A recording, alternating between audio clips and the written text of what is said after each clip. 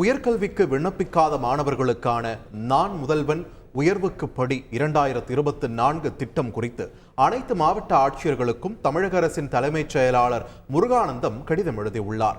12ஆம் வகுப்பு தோல்வியடைந்த அல்லது தேர்ச்சி பெற்று உயர்கல்விக்கு விண்ணப்பிக்காத மாணவர்களை கண்டறிந்து உயர்கல்வியில் சேர வழிகாட்டுவதுதான் இந்த திட்டத்தின் நோக்கம்.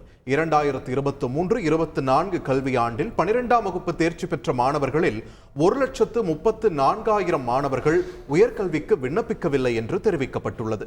இந்நிலையில் நான் முதல்வன் உயர்வுக்கு படி 2024 நிகழ்ச்சிக்கு பிறகு கல்வி நிறுவனங்களில் சேர்க்கப்படாத மாணவர்களை கண்டறிந்து தமிழ்நாடு திறன் மேம்பாட்டுக் கழகம் நடத்தும் குறுகிய கால பயிற்சி திட்டங்கள் குறித்து எடுத்துரைக்க வேண்டும் என்றும், சமூக பொருளாதார நிலைமைகளால் உயர்கல்வியில் சேர முடியாத மாணவர்களுக்கு நலத்திட்டங்கள் அளித்து உதவலாம் என்றும் தலைமைச் செயலாளர் அறிவுறுத்தியுள்ளார்.